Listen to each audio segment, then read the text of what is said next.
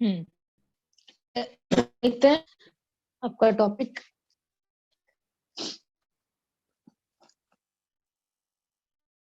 क्या होता है, ये तो एग्जाम में पूछा था। ट्रांसफार्मर दो टाइप यहाँ पे हैं। ट्रांसफार्मर के बारे में ये है कि एक जो आप लोग देखते हो ना, जो घर में सारी इलेक्ट्रिसिटी हो वो आपके पोल पे बंधी होती है, ट्रांसफार्मर लगा होता है।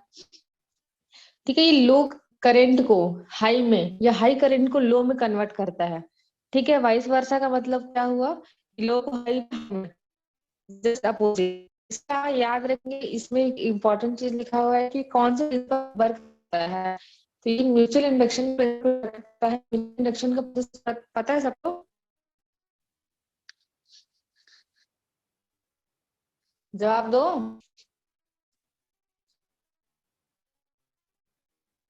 मेरी आवाज आ रही है? आ रहा है पर ना अटक अटक के आ रहा है।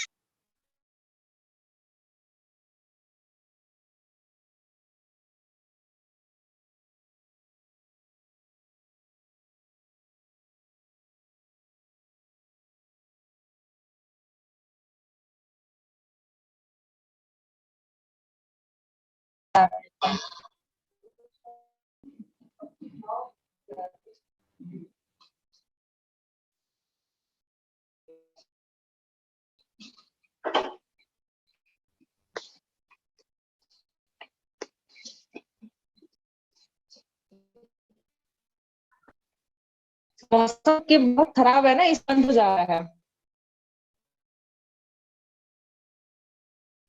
देखो, क्या बता रही थी मैं ट्रांसफार्मर के बारे में। म्यूचुअल इंडक्शन के प्रोसेस में ये काम करता है। म्यूचुअल इंडक्शन क्या होता है, जब मान लीजिए आपके पास में एक कॉइल है और ये आपका दूसरा कॉइल है।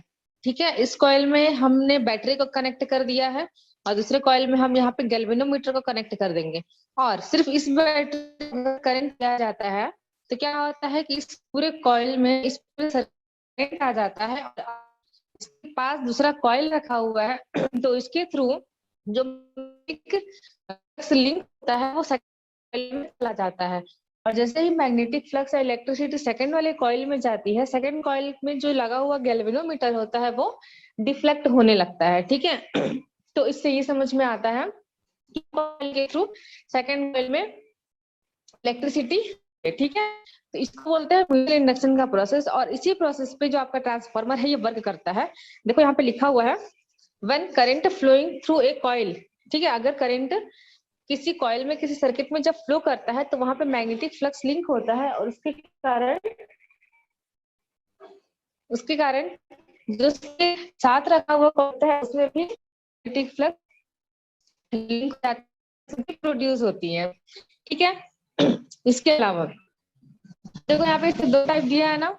हाँ, इसका ये भी पूछते कंस्ट्रक्ट किया था। ठीक है, फैराडे ने इसको कंस्ट्रक्ट किया था, एक नंबर में पूछेगा एग्जाम में, याद रखना।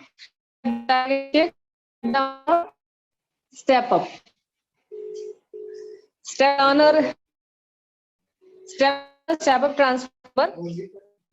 फर्स्ट जो है आपका स्टेप डाउन ट्रांसफार्मर, वो क्या करता है कि वीक करंट को या वीक अल्टरनेटिंग करंट को हाई वोल्टेज में या स्ट्रॉन्ग अल्टरनेटिंग करंट को लो वोल्टेज में कन्वर्ट करता है। यहाँ पे देखो एसी करंट की बात की जा रही है। एसी करंट क्या होता है आपको मैंने बताया था, जो करंट है टू टाइप में वर्क करता है, एक आपका एसी हो गया, एक आपका डीसी हो गया। ठीक है, घर में कौन सा करंट यूज किया जाता है, अल्टरनेट करंट को यूज किया जाता है। तो अल्टरनेट और डायरेक्ट करंट में डिफरेंस क्या होता है, अल्टरनेट करंट में जो करंट की वैल्यू होती है वो टाइम के साथ चेंज होती है, उसका डायरेक्शन देखेंगे एक बार, वो अप साइड पे और एक साइड वो डाउन साइड में जाता है। ठीक है, इसका डायरेक्शन चेंज होता है और टाइम के साथ साथ वो मैक्सिमम और मिनिमम की वैल्यू आपको देता है। यहाँ पर आपकी मैक्सिमम वैल्यू देगा, यहाँ पे आपको मिनिमम वैल्यू देगा। मतलब एक बार करंट जो है उसका एम्पलीट्यूड हाई होता है, एक बार उसका एम्पलीट्यूड लो हो जाता है। तो इस तरीके से जब वो करंट को देता है तो जितने करंट की रिक्वायरमेंट होती है उतना सर्किट में फ्लो होगा। लेकिन अगर डायरेक्ट करंट की बात करेंगे तो डायरेक्ट करंट जो है वो डायरेक्ट करंट देता है तो वो सर्किट रहता है करंट का यूज किया जाता है। जो है आपका वीक में और स्ट्रॉन्ग करंट को लो में कन्वर्ट करता है, और आपका स्टेप अप ट्रांसफार्मर है ये स्ट्रॉन्ग करता है। ठीक है, ये देखो एग्जाम में बता रही हूँ क्या क्या पूछता है। डेफिनेशन पूछ लेगा 1 मार्क में, किस प्रिंसिपल पे वर्क करता है, इसके टाइप पूछ लेता है।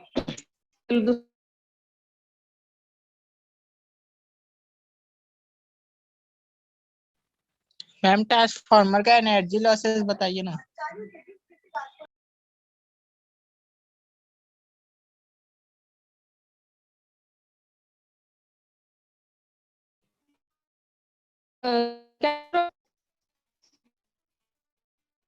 एनर्जी लॉस, हाँ यस मैम। वो आएगा ना, हाँ उसके लास्ट में है ना, पहले एनर्जी लॉस तो बाद में होगा।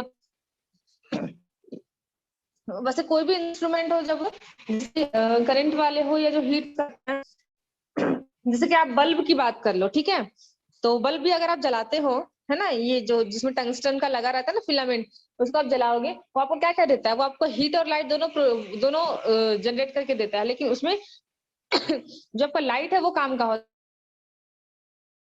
है। इंस्ट्रूमेंट में ऐसा होता है, चीजें जो होती है वो यूजलेस होती है। और इसका आप देखेंगे, इसकी जो वॉट होती है, जो पहले इसका वॉट आप 100 वॉट के बल्ब करता था, ठीक है, आज की डेट में तो CFL यूज करते हैं, तो वो आपका हो गया बहुत कम वॉट का हो गया है। तो इस टाइप की लाइट में या इस टाइप की चीजों में कुछ चीजें होती है जो यूजलेस होती है, बट फिर भी वो उसमें इंक्लूडेड होती है। वैसे ही ट्रांसफार्मर को जब हम देखेंगे तो उसमें भी कुछ एनर्जी का लॉस होता है। मुनमुन सारे पेज का फोटो, इसके बाद वाले पेज का ही फोटो भेजना, इसका डेरिवेशन है थोड़ा सा पीछे में, पीछे इसका लास्ट दिया है ना पूरा, हाँ उसको भी सेंड कर देना। देखो तो ट्रांसफार्मर का ड्रॉ देखो, यहाँ पे दो दिया, एक स्टेप डाउन स्टेप अप। इसका कंस्ट्रक्शन याद रखना, दो कॉइल लगे होते हैं, एक प्राइमरी और एक सेकेंडरी। ऊपर वाले को प्राइमरी बोलेंगे, नीचे वाले को सेकेंडरी। यहाँ पर गलत दिया है, ये ऊपर वाला आपका प्राइमरी होगा, ठीक है, इसको सही कर लेना, नीचे वाला सेकेंडरी राइट दिया हुआ है, ठीक। अब जो दोनों कॉइल होते हैं ये कॉपर वायर के बनाए गए होते हैं, थिक कॉपर वायर के बनाए गए होते हैं, ठीक है। स्टेप डाउन ट्रांसफार्मर में ऊपर साइड पे पतले पतले कॉइल्स होते हैं और ज्यादा होते हैं, नंबर ऑफ कॉइल की जो संख्या होती है बहुत ज्यादा होती है, और नीचे पे जो होते हैं वो मोटे मोटे होते हैं और कम होते हैं। और इसके just opposite step up transformer में क्या होता है, ऊपर साइड में दो मोटे मोटे कॉइल लगे होते हैं, नीचे साइड में पतले पतले बहुत सारे कॉइल लगे होते हैं।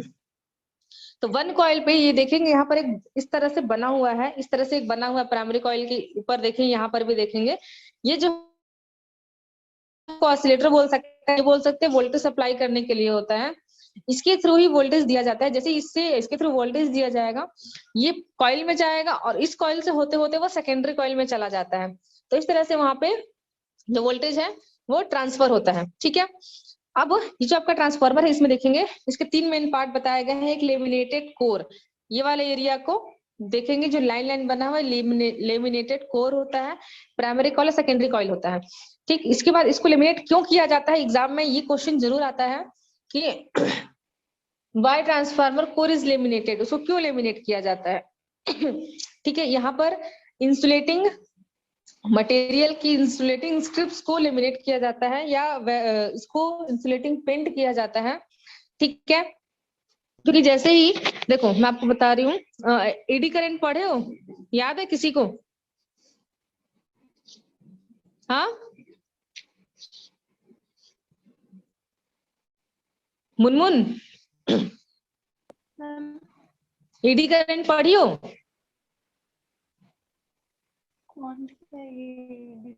हाँ या ना बोलो।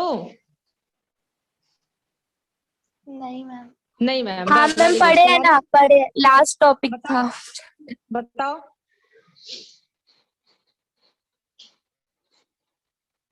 बोलो।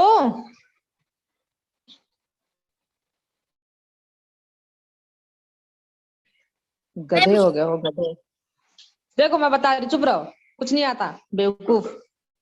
देखो ये मान लो ये एक मैग्नेटिक फील्ड का एरिया ले, यूनिफॉर्म या स्ट्रॉन्ग मैग्नेटिक फील्ड का एरिया लिया, और यहाँ पर अगर आप एक कॉइल को या एक वायर को, ठीक है, या कंडक्टर मटेरियल को आप लेकर के जाओगे, ठीक है, या वो मूव करता है, अगर किसी यूनिफॉर्म मैग्नेटिक फील्ड में कोई वायर या फिर कोई कंडक्टर जब मूव करता है तो किसी भी डायरेक्शन पे मूव करेगा, कहीं भी मूव करेगा, तो यहाँ पे जो मैग्नेटिक फ्लक्स लिंक होगा वो क्या होगा, वो किसी भी डायरेक्शन पे अगर मूव कर रहा है, अगर आप किसी खुले ग्राउंड में खड़े हो, ठीक है, अगर आपको बोल दिया जाएगा कि वहां पे आपको रन करना है, तब क्या करोगे, आप कहीं पर भी रन करोगे, आपको कोई डायरेक्शन नहीं होगा, यहाँ भी रन करोगे, यहाँ भी रन करोगे, यहाँ पे आपका जो डायरेक्शन होगा आप देखेंगे वो पूरा इस तरह से बन जाएगा। ठीक है, तो सेम एज वैसे यूनिफॉर्म मैग्नेटिक फील्ड में अगर किसी वायर को हम मूव कराते हैं तो वो इसी तरह से पूरा अपना जो डायरेक्शन है वो इस तरह से बनाने लगता है। तो ये जो आप देखेंगे ना, जो इस तरह से राउंड राउंड राउंड पूरा बन जाता है, जो करंट प्रोड्यूस होता है इसी को ईडी करंट बोलते हैं। एग्जाम्पल साइक्लोट्रॉन आप देखे होगे, साइक्लोट्रॉन का सॉरी क्या बोलते हैं उसको,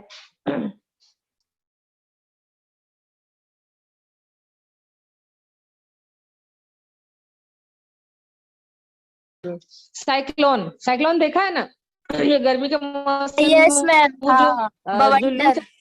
राउंड राउंड राउंड चलती गोल गोल, हाँ बवंडर, या हिंदी में इसको भंवर भी बोलते हैं, हाँ भंवर भी बोलते हैं, ठीक है, या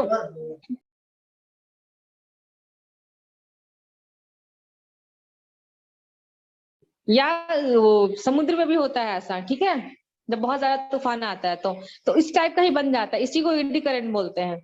तो इस टाइप का जो है वो इस ट्रांसफार्मर पे ना हो, इस कारण से यहाँ पर इसको लेमिनेट किया जाता है इंसुलेटिंग मटेरियल का, क्योंकि अगर जब यहाँ से करंट आएगा तो वो इसके थ्रू होते होते ही सेकेंडरी कॉइल में आता है, और अगर यहाँ पे लेमिनेशन नहीं की जाएगी तो वो सारा जो करंट है वो इस तरह से पूरे इसके एरिया में क्या हो जाएगा, फैल जाएगा, स्प्रेड हो जाएगा, और पूरा वो ईडी करंट प्रोड्यूस करता है। और ईडी करंट प्रोड्यूस करेगा तो आपको जितना करंट की या जितनी इलेक्ट्रिसिटी की रिक्वायरमेंट है उतना आपको वो नहीं दे पाता, इस कारण से वहां पे इसको लेमिनेशन की जाती है इंसुलेटिंग मटेरियल की। ठीक है, इसके अलावा वहां पे जो एनर्जी का लॉस होता है ईडी करंट प्रोड्यूस होने के कारण, उसको भी वो कम करता है। ठीक है, हाँ ये देखो एग्जाम में ये पूछता है ना, इसका सिंबल ऐसा बना लेना, सिंबल पूछेगा तो देखो यहाँ पे सही दिया है, ये प्राइमरी कॉइल है, ये सेकेंडरी कॉइल है, ये प्राइमरी ये सेकेंडरी कॉइल है। ठीक है।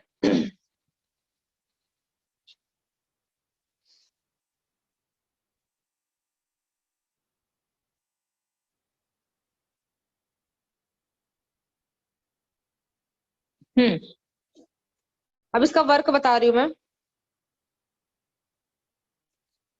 जैसे कि इसमें बताया गया है कि एसी करंट फ्लो करता है, तो एसी करंट में क्या होता है, एक बार ये आपका करंट देगा, एक बार नहीं देगा, ये आपका पूरा वन साइकिल यहाँ पे कंप्लीट हो जाता है। ठीक है, तो जब इस यहाँ पर प्राइमरी कॉइल से करंट फ्लो करेगा और मैग्नेटिक फ्लक्स लिंक होता है, तो सबसे पहले प्राइमरी कॉइल में जो करंट फ्लो होगा वो एक वन साइकिल में, हाफ साइकिल में वो मैग्नेटाइज होता है।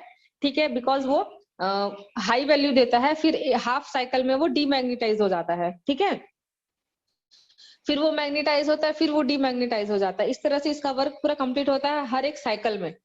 इसी करंट के हर एक साइकिल में इस तरह से इसका वर्क कंप्लीट होता है, और प्राइमरी कॉइल के थ्रू सेकेंडरी कॉइल में इसका पूरा जो ईएमएफ बोल सकते हो, इलेक्ट्रोमोटिव फोर्स हो गया या इंड्यूस्ड करंट हो गया, वो पूरा सप्लाई करता है।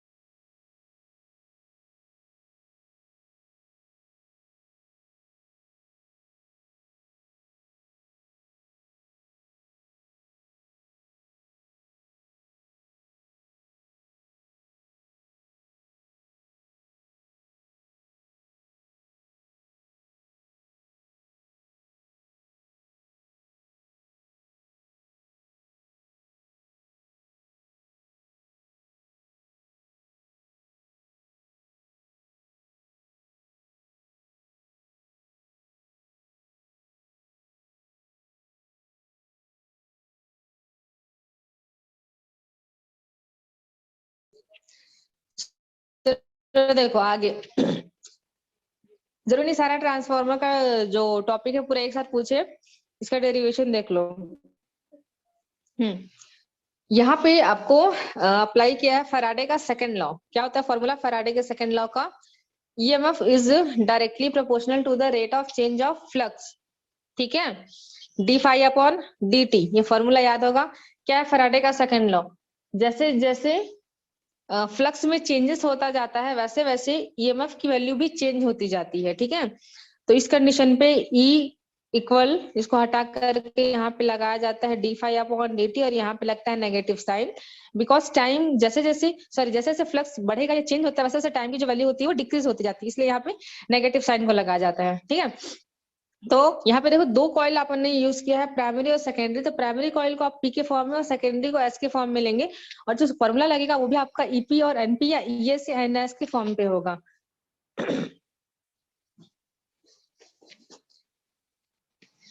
तो लेट हमने ये किया कि नंबर ऑफ जो प्राइमरी कॉइल है वो आपका एनएस हो गया। ठीक है, और सेकेंडरी कॉइल जो रहेगा वो आपका एनपी। अब प्राइमरी कॉइल में जैसे ही हम फ्लक्स को देते हैं या तो यहाँ पर एनएस सॉरी एनपी मतलब कि प्राइमरी कॉइल करेंगे तो सेकेंडरी कॉइल में यहाँ पे क्या हो जाता है, फ्लक्स लिंक होने लगता है। तो इस कंडीशन में E इज इक्वल टू, जो फॉर्मूला है आपका E is equal to minus d phi upon d में आपका नंबर ऑफ को मल्टीप्लाई करते हैं। ठीक,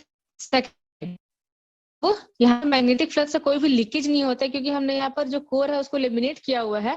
तो सेकेंडरी कॉइल के लिए यहाँ पर निकालिए ईएमएफ की value E is equal to N S d phi upon d, दोनों को डिवाइड कर दिए, वैल्यू कट जाए बचती है। अब यहाँ पे लगेगा हमने फिर लेट किया कि आईपी और आईएस मेन करंट हो गया आपका प्राइमरी सेकेंडरी कॉइल का, तो वोल्टेज इनटू करंट, तो वोल्टेज हमने यहाँ पे लिया हुआ, करंट यहाँ पे आई लिया हुआ है। प्राइमरी के लेंगे तो आईपी और ई, सेकेंडरी के लेंगे तो आईईएस। ठीक है, तो ईएस सॉरी ई की वैल्यू एक साइड और आई को एक साइड करेंगे। क्वेश्चन 3 और क्वेश्चन 4 को देखिए, दोनों कंपैरिजन कर दो। तो इस जब दोनों कंपेयर करोगे तो यहाँ पर एनएस अपॉन एनपी जो है वो आईपी अपॉन आईएस की वैल्यू हो जाती है। इसकी वैल्यू देखिए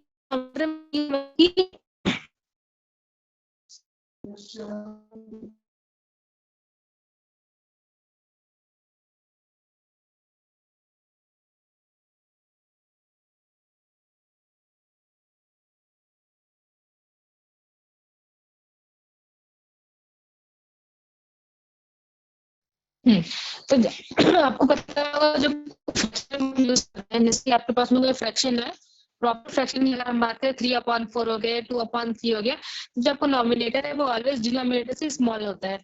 इसलिए यहाँ पे जो आपकी ईएस की वैल्यू होगी ये ऊपर दी हुई है, ये आपकी वैल्यू कम होगी ईपी की वैल्यू से, वैसे एनएस की जो वैल्यू है वो कम होगी एनपी की वैल्यू ग्रेटर स्मॉलर देन हो जाती है ईपी की वैल्यू से, मतलब सेकेंडरी कॉइल की वैल्यू, सेकेंडरी कॉइल की जो वैल्यू होगी वो प्राइमरी कॉइल की वैल्यू से कम जाती है। वैसे नंबर ऑफ प्राइमरी कॉइल कम होते हैं, और बट जो यहाँ पे करंट होगा प्राइमरी कॉइल का वो ज्यादा होगा क्योंकि हमने प्राइमरी कॉइल पे ही यहाँ पे करंट दिया हुआ था, सेकेंडरी कॉइल को उससे लिंक होकर फ्लो करता है या फिर आता है। जिस तरह से आपका ये वाला बनेगा वैसे ही ट्रांसफार्मर जस्ट उल्टा होता है स्टेप ट्रांसफार्मर के लिए।